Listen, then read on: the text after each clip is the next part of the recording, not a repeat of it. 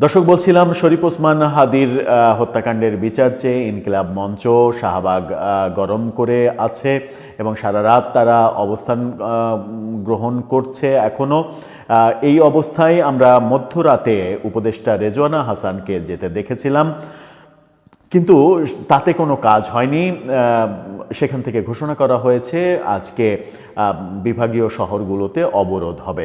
Channel 24 এই খবরটা নিশ্চিত করছে, তাদের খবরটা দেখে নিতে পারেন। সেখানে বলা হচ্ছে হাদির খুনিদের দ্রুত গ্রেপ্তার ও বিচারের দাবি, রোববার ইনকিলাব মঞ্চের সর্বাত্মক অবরোধের ডাক। এই কথা যখন চ্যানেল 24 বলছে, তখন আমরা দেখছি রেজওয়ানা হাসান তিনি গিয়েছেন, ডেইলি স্টার নিশ্চিত করছে, তার শিরোনামটা দেখুন। সেখানে বলা হচ্ছে শাহবাগে উপদেষ্টা রেজওয়ানা, হাদি হত্যা মামলার চার্জশিট 7 জানুয়ারির মধ্যে, অর্থাৎ 7 জানুয়ারির মধ্যে চার্জশিট দেওয়া হবে এবং দ্রুততার সাথে এর বিচার প্রক্রিয়া শেষ হবে। তিনি এই উদাহরণও দিয়েছেন যে শিশু আসিয়া ধর্ষণের পরে যে মাত্র 6 কার্য দিবসের মধ্যে বিচার কার্য সম্পন্ন হয়েছিল, সেই উদাহরণ দিয়ে তিনি সবাইকে আশ্বস্ত করার চেষ্টা করেছেন যে এই বিচারটাও খুবই দ্রুতভাবে শেষ করা হবে।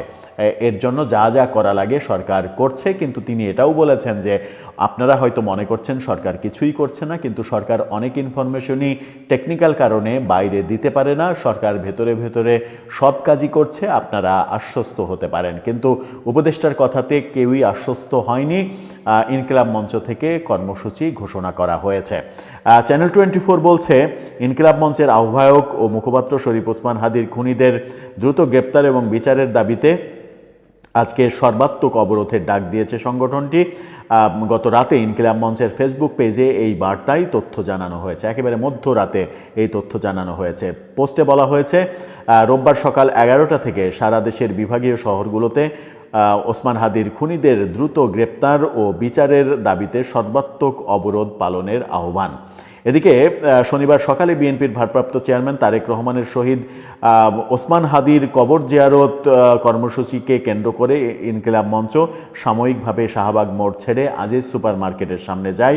12টার দিকে, 12:30টার দিকে আবারও তারা চলে আসে শাহবাগে। এর আগে ইনকিলাব মঞ্চের সদস্য সচিব আবদুল্লাহ আল জাবের ঘোষণা দেন হাদি হত্যার বিচার নিশ্চিত না হওয়া পর্যন্ত শাহবাগ অবরোধ কর্মসূচি চলমান থাকবে। সেই ঘোষণার পরিপ্রেক্ষিতে টানা দ্বিতীয় দিনের মতো ইনকিলাব মঞ্চের অবস্থান কর্মসূচি চলে।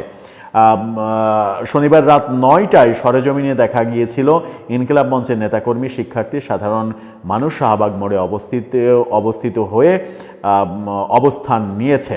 বিপ্লবী গান, কবিতা, আবৃত্তি, নানা স্লোগানে মুখরিত শাহবাগ। আন্দোলনকারীরা আমার ভাই কবরে, খুনি কেন বাহিরে, এই ধরনের স্লোগান দেন।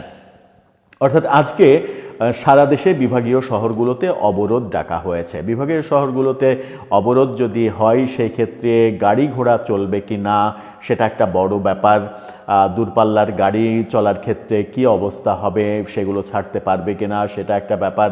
যদিও মানে হরতাল ডাকা হয়নি, অবরোধ বলা হচ্ছে। সেই অবরোধ কতটা স্বতঃস্ফূর্তভাবে পালিত হয়, সরকারের আশ্বাসেও তারা যেহেতু আশ্বস্ত হচ্ছে না, তার মানে বোঝাই যাচ্ছে যে সরকারের সঙ্গে তেমন কোনো সমঝোতার ব্যাপার এখন পর্যন্ত ঘটেনি। তাহলে সরকারের আর কি কি করণীয় রয়েছে? দাবি করা হচ্ছে ভারতে পালিয়ে যাওয়া আসামিদের গ্রেপ্তার করে দেশে ফিরিয়ে এনে শাস্তি নিশ্চিত করতে হবে। কিন্তু ভারতে যদি কেউ পালিয়ে যেয়েই থাকে, ভারত সরকার সেই ব্যাপারে যদি বাংলাদেশকে সহযোগিতা না করে, কিংবা বাংলাদেশের সঙ্গে সেই রাজনৈতিক সম্পর্ক যদি না থাকে, রাজনৈতিক সম্পর্কও আপনি রাখবেন না, আবার ভারতের কাছ থেকে সহযোগিতাও চাইবেন, এই দ্বিচারিতার ব্যাপারে ভারত আদৌ সাড়া দেবে কিনা, সেই প্রশ্নগুলো কিন্তু সামনে এসে যাবে। দর্শক, আপনার কি মনে হয় এই যে অবরোধ ডাকা হলো এবং এই যে শাহবাগে দিনের পর দিন ব্লকেড করে রাখা হচ্ছে, ঢাকা শহরে অসহনীয় যানজট তৈরি হচ্ছে, এর থেকে পরিত্রাণের উপায় কি? এই আন্দোলনটা কি অন্যদিকে গড়াচ্ছে? এই আন্দোলনে আরও অনেক বেশি লোক জমায়েত হয়ে ব্যাপারটা কি নির্বাচন বাধাগ্রস্ত করার কোনো ব্যাপার ঘটবে? তৃতীয় কোনো পক্ষ এর মাঝে ঢুকে পড়ে ওসমান হাদির এই ইস্যুটাকে কেন্দ্র করে নির্বাচন বানচালের চেষ্টা করতে পারে কি কেউ?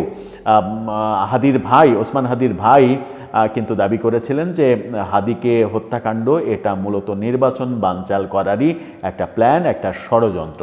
সেই ক্ষেত্রে তৃতীয় কোনো পক্ষ এই আন্দোলনের মধ্যে ঢুকে নির্বাচন বানচালের কোনো ষড়যন্ত্র যেন করতে না পারে, সেই দিকেও বোধহয় দৃষ্টি রাখা উচিত। দর্শক, আপনার কি মনে হয়, কি হচ্ছে, ঘটনা কোন দিকে যাচ্ছে? আপনার মতামত জানিয়ে লিখতে পারেন আমাদের কমেন্ট বক্স।